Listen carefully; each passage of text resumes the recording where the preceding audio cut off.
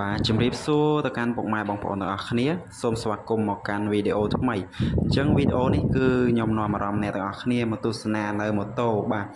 ស៊េរីថ្មីដែលក្រុមហ៊ុន Honda Cambodia នឹងប្រកាសចេញនៅក្នុងពេលឆាប់នោះបាទនេះគឺជា Honda Scoop 2ណាពុកម៉ែបងប្អូនទាំងអស់គ្នាបាទ Honda Scoop 2ស៊េរីឆ្នាំ2026ណាបាទហើយខ្ញុំយកដំណឹងខ្លះមកចែកជូនពុកម៉ែបងប្អូនទាំងអស់គ្នាឲ្យដឹងក៏ដូចជាទស្សនាណាបាទព្រោះថា Honda Scoop 2ឆ្នាំនេះគឺមានចំណុចកែប្រែមួយចំនួនណាពុកម៉ែបងប្អូនទាំងអស់គ្នាបាទអញ្ចឹងសម្រាប់រូបរាងគឺរក្សារូបរាងដដែលទេបាទទាំងចង្កៀងហ្វាទាំងភ្លើងមុខភ្លើងក្រោយបាទទាំងម៉ាស៊ីនអីរក្សារូបរាងដដែលណាពុកម៉ែបងប្អូនទាំងអស់គ្នាបាទអ្វីដែលផ្លាស់ប្ដូរនោះគឺផ្លាស់ប្ដូរពណ៌បាទផ្លាស់ប្ដូរពណ៌ហើយនិងផ្លាស់ប្ដូរតែមណាពុកម៉ែបងប្អូនទាំងអស់គ្នាបាទសម្រាប់ Honda Scoop 2ឆ្នាំ2026ណាបាទហើយចំណុចមួយទៀតនោះគឺកុងតាក់បើកភ្លើងណាកុងតាក់បើកភ្លើងសម្រាប់ស៊េរីឆ្នាំ2026នេះគឺអត់មានទេណាបាទដែលភាសាបច្ចេកទេសគេហៅថា Auto Headlight On ណាបាទឬក៏ហៅកាត់ថា AHO ណាពុកម៉ែបងប្អូនទាំងអស់គ្នាបាទអញ្ចឹងសម្រាប់ប្រព័ន្ធកុងតាក់បិទបើកភ្លើងចាប់ពីឆ្នាំ2026ដូចខ្ញុំនិយាយរាល់វីដេអូអញ្ចឹងគឺនឹងលែងមានហើយសម្រាប់ម៉ូតូ Honda នៅក្នុងស្រុកខ្មែរបាទសម្រាប់ម៉ូតូ Trim ម៉ូតូអីប្រហែលជាឆ្នាំ2026នេះតទៅ2027អីហ្នឹងគឺអត់មានកុងតាក់បិទបើកភ្លើងទៀតទេណាបាទមូលហេតុដែលគេដាក់បាទ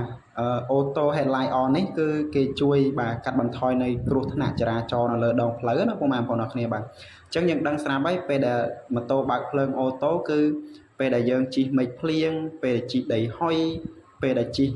មេឃរាំងងឹតពេលព្រឹកព្រលឹមឬក៏ពេលល្ងាចអីហ្នឹងគឺវាមានភ្លើងចាំងមកអញ្ចឹងវាធ្វើឲ្យអ្នកបើកបរនៅលើដងផ្លូវបាទមានការមើលឃើញកាន់តែងាយបាទមានន័យថាឃើញបានលឿនណាបាទឃើញម៉ូតូរបស់យើងមក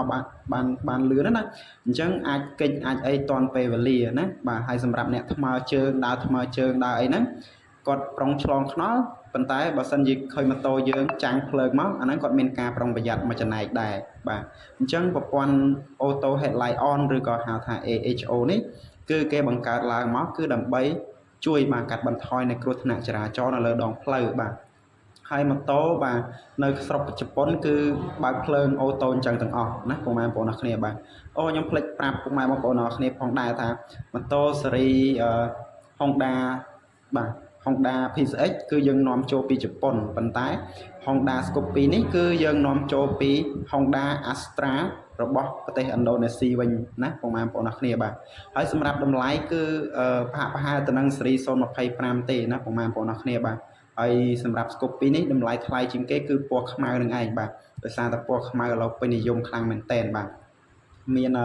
ខ្ទង់3000ណាបាទ$3000ណាបាទហើយសម្រាប់ពណ៌សពណ៌អីហ្នឹងគឺ2000ក្រាស់ទេបាទ$2000ក្រាស់ទេណាពុកម៉ែបងប្អូនអរគ្នាបាទអញ្ចឹងសម្រាប់ Scoop 2នេះគឺសម្រាប់រុនសាកថ្មរុនអីគឺរក្សានៅដដែលណាបាទសម្រាប់ផ្ទៃតាប់ឡូផ្ទៃកុងទ័រអីរក្សារូបដដែលទេណាបាទខុសតែប៉ុណ្ណឹង